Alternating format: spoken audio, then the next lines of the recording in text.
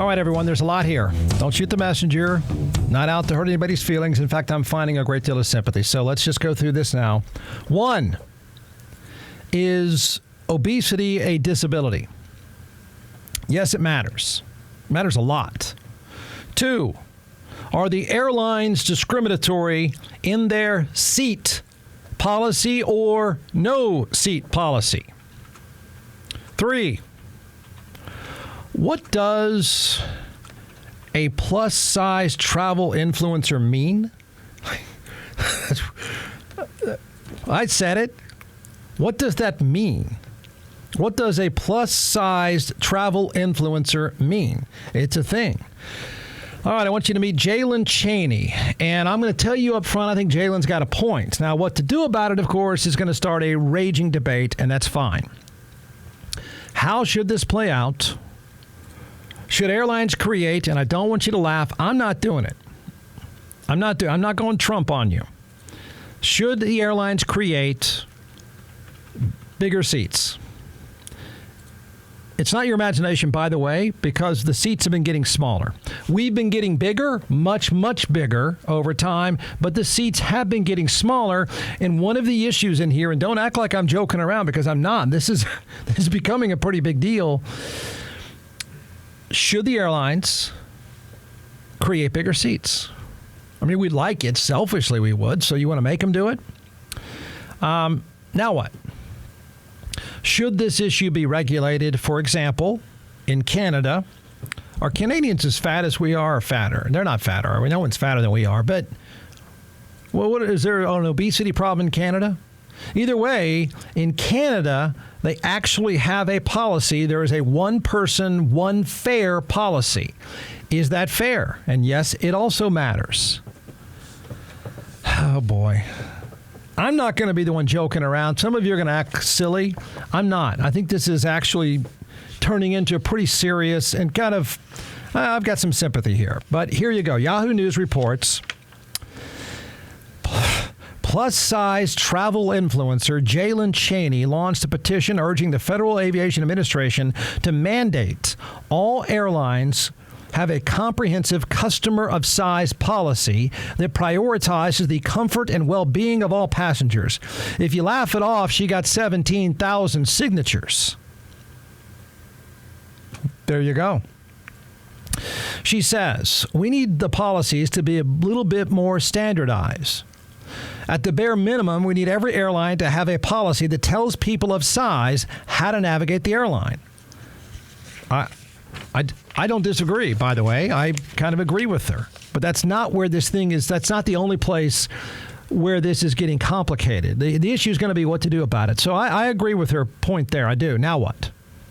Now what? I mean, you can say a lot of things. You can have opinions and a lot. But the advocacy here is for something far bigger. The advocacy here is for a rule just like in other countries. Because here, she's mad, and many people are mad, because she's having to buy 2 tickets. Obesity is recognized as a disability in Canada, and passengers must be considered functionally disabled by obesity to meet the requirements for a free extra seat. Again, remember, they have a policy, and apparently most other countries do as well. Again, no one has an obesity problem like we do. I'm honestly asking the Canadian question because I don't know. But this is not an issue in the rest of the world. It is an issue here. Seats are smaller. We're bigger. Now what? So in Canada, remember the policy is one fare, one seat. You're not having to pay for 2 seats by rule. One of the various demands listed in Chaney's petition, which had received over 17,000 signatures, is that all airlines provide accessible additional seats to customers of size. Okay? In other words, the Canadian policy where you've got one person, if they need 2 seats, the second seat is free by policy. It says that a person of size who may require more space or, quote, encroach onto another passenger's space. These passengers should be provided with an extra seat or even multiple seats to accommodate their needs and ensure their comfort and safety as well as those around them during the flight. That's the petition. Do you agree with the petition? Do you think that's what should happen? I mean, you can argue. I mean, again, I'm not going to, you can do the jokes. You can go Trump. But you can argue that it's also about the person having to sit next to you, or her, in her case. So United Airlines is one of those mentioned. People with smaller bodies, she says. Cheney feels that airline policies that require plus-size travelers to buy an extra seat while flying are discriminatory, pointing out that passengers like her are paying, and she's got a point here, paying twice for the same experience. Now, let that sink in, because I think that is a crucial part of this debate. I'm going to take this debate seriously. You're going to goof off and act like Don Rickles, but I'm going to try. So she's saying that, wait a second, why is it fair that I have to pay for 2 seats for the same experience? Agree or disagree? People with smaller bodies, she says, get to pay 1 fare to get to their destination. And we have to pay 2 fares, even though we're getting the same experience. If anything, our experiences are a little bit more challenging. Okay? Fundamental question. Here you go. It's a fundamental question to all this. Is a seat an experience, or is a seat a transaction? I mean, you heard her argument. Is the seat an experience, or is the seat a transaction? And I think you can disagree. I think that's what's going to end up defining all this. United Airlines requires larger passengers to purchase an extra seat. Cheney dismisses suggestions that plus-size travelers are asking for special treatment, stressing they are simply asking for the same dignity and respect from an airline that someone of a smaller body.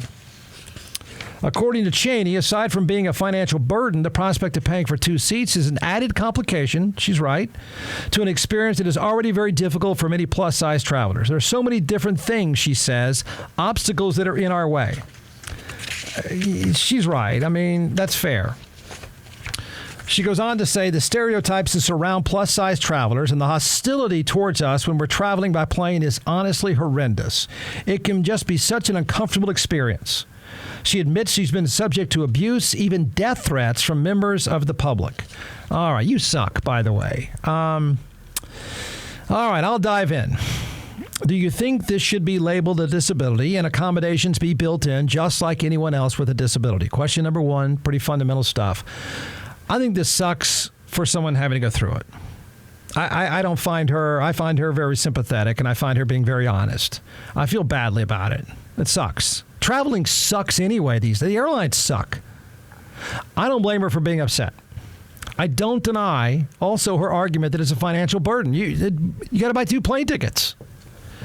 Airline customer service sucks. All of the stuff that she said is true, except a seat's a transaction. That's my take. A seat is a transaction. Whether the butt is too big or the legs are too long, the seat is a transaction. That's it. That's all. And that's my take. The seat is what they sell. She used the term experience a lot. And I know with airlines, the experience sucks. I think we all wish that airlines had much better customer service. They don't. We all wish the experience were better. I mean, she used the word number of times. They don't. They sell seats. That's the transaction. The seat is a transaction. I don't want to get in the way of anyone hating on the airlines, but the cost of that seat will be passed on to someone else. I don't know the right way to handle it, except to say I don't think it's. Everything she said is right. Everything she's saying is probably true of the experience. Everything she's arguing and the criticism of airlines, again, I don't want to get in the way of that at all. But in the end, that is a transaction. That seat is the widget they sell. Yeah, they've made them smaller. Yes, all the criticism is true. But if, I'm trying to say this politely, no, there's no way. There's no way. You can't do this politely, can you? We're fatter than ever, and we're getting fatter. So this is not going away. Should they, remember her argument and the petition of 17,000 people. One, the airline should be building bigger seats again. Okay, do with that whatever you want. I don't know if that's practical either, because all costs are passed along. She's saying, wait a minute, well, I'm having to buy 2 seats. My trip's more expensive than yours. It's not fair. Yes, it is. You have 2 transactions. That seat is a transaction. I mean, I wish I had a different take on it. I really do. I find her, I think it's sad. I think she probably is treated like garbage. The fact that she's getting threats is just insane. What a bunch of knuckleheads. But I disagree, because enough of those seats go empty, those costs are going to be passed along to everyone else. The price of tickets would go up. Now you're going to say, well, this can't be that much of a problem. I bet it is. It's enough of a problem, by the way, that the job plus-size social media influencer is actually a thing. So, yeah, it's a big deal. Absolutely. But I don't know how you can...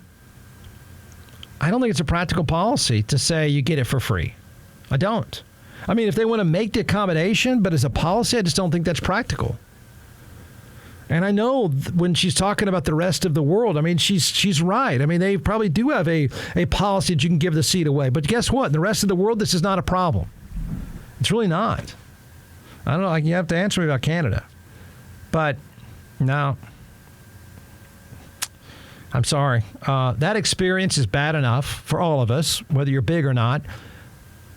So all we have left is a flying public. All we have left is trying to drive the cost down. We've given up on customer service. We've given up on a pleasant experience. There's nothing pleasant about it anymore. It's a nightmare. Now you throw into people punching each other in the nose. So the experience is gone. It sucks. So all we have is price, and the seat is a transaction. Giving it away will drive up the price.